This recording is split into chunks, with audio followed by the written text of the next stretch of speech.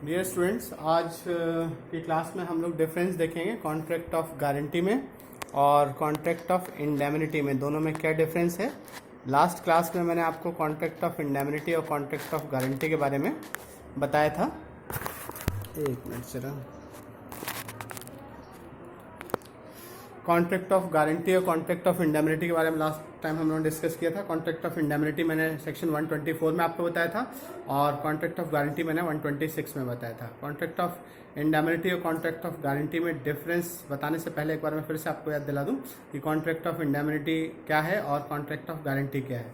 देखिए, इंडेमनिटी में जो क्षतिपूर्ति की संविदा है, मैंने उसमें धारा 124 के अनुसार आपको बताया था कि क्षतिपूर्ति की संविदा में दो पक्षकार होते हैं और उसमें एक पक्षकार दूसरे पक्षकार कोई वचन देता है कि उसके अपने आचरण से या किसी पर व्यक्ति के आचरण से, मीन्स थर्ड पर्सन के आचरण से कोई नुकसान होगा तो उसकी जो क्षतिपूर्ति होगी वो उस व्यक्ति के द्वारा की जाएगी। तो यहाँ पर कॉन्ट्रैक्ट ऑफ इंडेमनिटी में लॉस से बचाने के लिए प्रॉमिस किया जाता है कि अगर कोई लॉस होगा तो वहाँ पर उस लॉस से बचाने की जिम्मेदारी जो है वो इंडेमनीफायर की होगी। तो जो इस तरह का वचन दे रहा है लॉस से सेव करने का, वो इंडेमनीफायर कहलाता है और जिसको लॉस से बचाया जाता है वो आपका इंडेमनिटी होल्डर कहलाता है, क्षतिपूर्ति धारक कहलाता है वो व्यक्ति।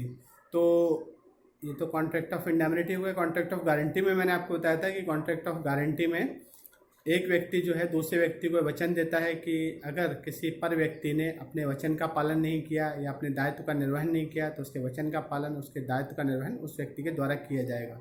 सेक्शन 126 में परिभाषा दी हुई है कि एक व्यक्ति जो है, वन पर्सन जो है दूसरे पर्सन से कॉन्ट्रैक्ट करता है कि अगर थर्ड पर्सन ने अपने प्रॉमिस को परफॉर्म नहीं किया या लायबिलिटी को डिस्चार्ज नहीं किया तो उसके प्रॉमिस को परफॉर्म करने की जिम्मेदारी, उसके लायबिलिटी को डिस्चार्ज करने की जिम्मेदारी उसकी होगी। तो यहाँ पर ये कॉन्ट्रैक्ट जो है कॉन्ट्रैक्ट ऑफ गारंटी कहलाएगा। तो इस वाले कॉन्ट्रैक्ट में तीन पक्ष होते हैं। पहला वो व्यक्ति जो कि गारंटी देता है, दूसरा वो व्यक्ति जिसको गारंटी दी जा रही है, तीसरा वो व्यक्ति जिसके लिए गारंटी दी जा रही है।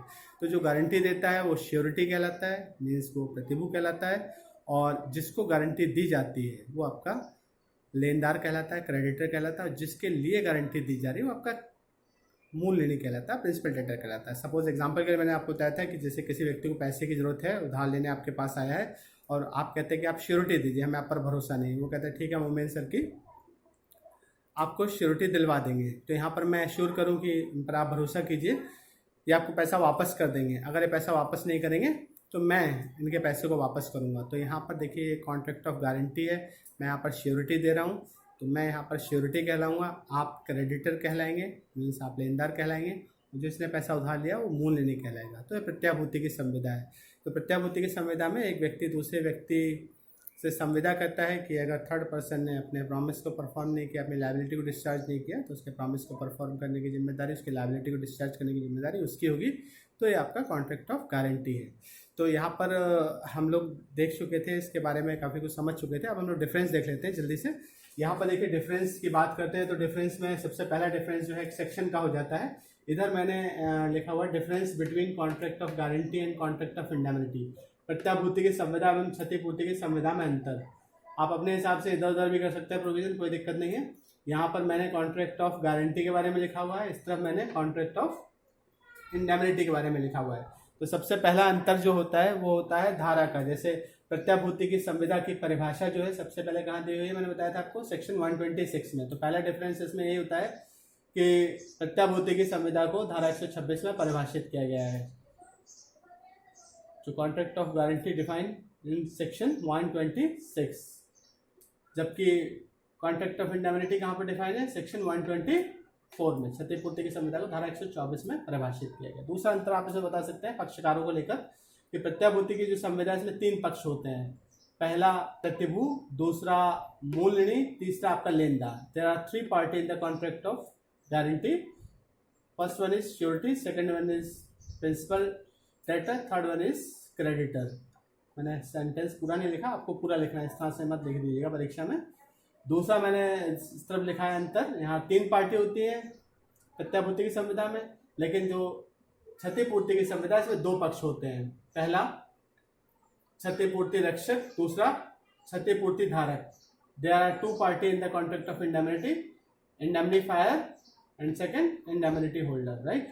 फिर आप बताएंगे प्रत्याभूति की संविदा में 3 कॉन्ट्रैक्ट होते हैं, 3 पक्ष होते हैं, तीनों के बीच 3 कॉन्ट्रैक्ट होते हैं। मैंने आपको बताया था श्योरिटी और प्रिंसिपल डेटर का होता है, प्रिंसिपल डेटर एंड क्रेडिटर का होता है, क्रेडिटर एंड जो श्योरिटी है उसके बीच में कॉन्ट्रैक्ट होता है। तो इन तीनों के बीच में 3 कॉन्ट्रैक्ट होते हैं। तो आप देख सकते हैं there are 3 contracts but in contract of warranty. फिर आप लिख दीजिएगा किस किस के बीच में 3 कॉन्ट्रैक्ट हैं।